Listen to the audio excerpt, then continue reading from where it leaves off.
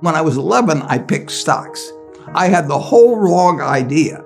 I was interested in watching stocks, and I thought stocks were things that went up and down, and I charted them.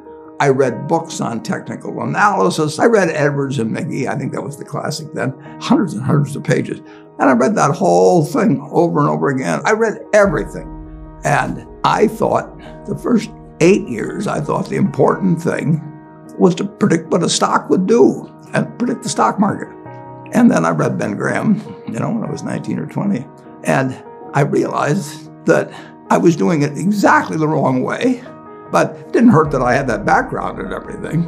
And I rejiggered my mind, and when I read the book, The Intelligent Investor, and from that point, I never bought another stock. I bought businesses that happened to be publicly traded, but I became an owner of a business, and I did not care whether a stock went up or down the next day or the next week or the next month or the next year, and I didn't have any idea what it would do. I didn't know what the stock market would do, but I knew businesses. I'm a bright guy who's terribly interested in what he does. I've spent a lifetime doing it, and I've surrounded myself with people that bring out the best in me. And you don't need to be a genius in what I do. That's the good thing about it. If I went into physics and a whole lot of other subjects, I'd be an also-ran. But I am in a game that you probably need 120 points of IQ, But 170 doesn't do any better than 120. It may do worse, probably do worse, but you don't really need brains. What do you need? You need the right orientation. 90% of the people, I'm pulling a figure out of the air, but 90% of the people that buy stocks don't think of them the right way. They think about something that they hope goes up next week. And they think about the market as something they hope goes up. And if it's down, they feel worse. I feel better. And you think about? I think about what the company's going to be worth 10 or 20 years from now. And I hope it goes down when I buy it, because I'll buy more. I try to keep my competitive spirit in a game where I can win. I do know this. When I want to do something, I always want to do it big. I put my whole net worth in City Service Preferred, $114.75. And I've never, since that day, in March 11th, 1942, I have never had less than 80% of my money in American business. You can call them stocks. Or equities. But I see them as American business. I've owned a piece of American business, at least 80% at all times. I don't want to own anything else. I want to own a home and things my family wants and all that. But owning 5 homes doesn't mean anything to me, because I'm going to be happy in one home, and there's a certain amount of things that go wrong with everything. And if I got 2 homes, I know I've got more problems and I don't have more happiness. What brings you the happiness? What makes me happiest is what I'm doing. I enjoy 2 things about it.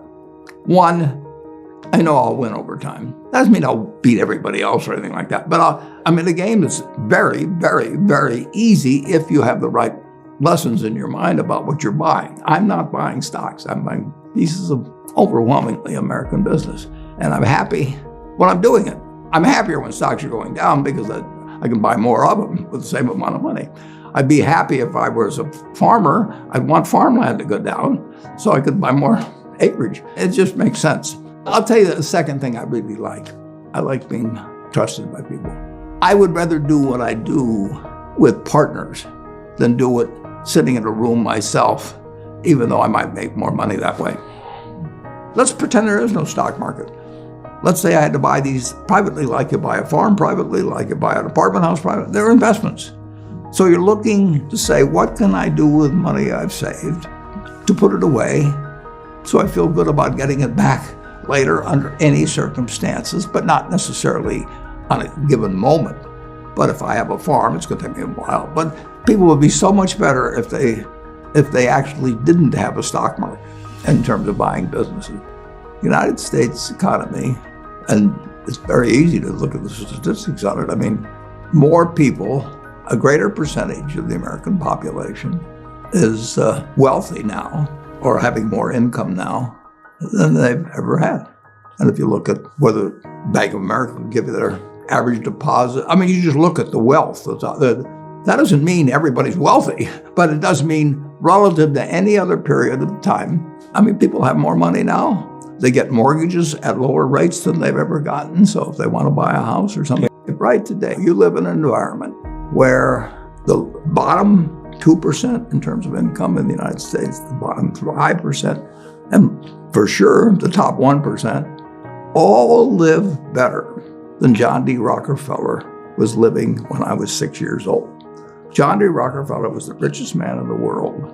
And today, you can get better medicine, better education, better entertainment, better transportation. You can do everything better than he could. It's astounding. That's in my lifetime. If he wanted to watch a football game, he still had to go there. And I can sit there with this big screen, and they keep showing me the replay, so that and explaining to me what happened and everything. And maybe everybody doesn't have a screen as big as mine, but damn near everybody has a screen or an iPhone or a computer or access to one. And they have access. When I was born, the dentist didn't use Novocaine. So there has been progress, obviously. Oh, And nowhere more than in the United States. there's no country that's done what our country's done. If you go back 3 of my lifetimes, you're looking at less than 1% of the world's population, closer to half of 1%, are sitting in this land. They don't work harder than people in all the rest of the world. I mean, in terms of hours of unpleasant labor, everybody's got hours of unpleasant labor in those days practically. They don't come laden with gold and, they are half of 1%. And they work the same hours, they got the same IQs. They may be a little self-selected in terms of enterprise, in terms of going across oceans and things. And fast forward a couple of lifetimes, and they've got 20% plus of all the bounty in the world. I mean, that is something that has worked like nothing. Just imagine that. If you've gone to anybody, Constitutional Congress, in 1789, if you go to any one of the representatives there, and you said, I want to tell you what this place is going to look like, in 3 more of your lifetimes, your great-great-grandchildren are going to be flying in the skies, they're going to be watching sports all over the world, they're going to be entertained, their medicine. They'd have held you off to a lunatic society of what he's doing. He's getting 50 cars and he's getting a whole bunch of little claim checks. Just think of it. Everything, when Thomas Edison did all the things he did, he made some money, but we're using it. It belongs to us. If you take what an hour of labor delivered to you 100 years ago and what an hour of labor delivers to you now for you and your family, it's unbelievable. Capitalism doesn't say get rid of a referee and a government.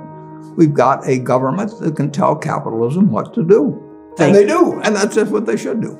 And they do it in different ways at different times and all kinds of things. But it's claim checks on future output. That was it. And the claim checks belong to me, so if I want to buy 50 super yachts, I can do it. But what does it mean to me? It can buy more things for other people that are useful to them. It's not evil.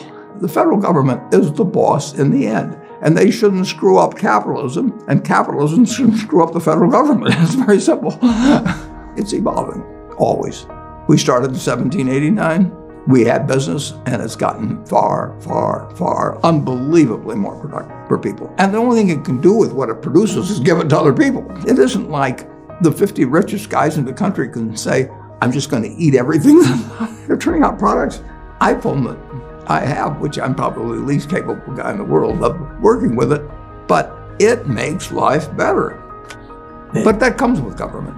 So far, we've got the best system. We've got a better system than we used to have, and we'll have a better system 50 years from now.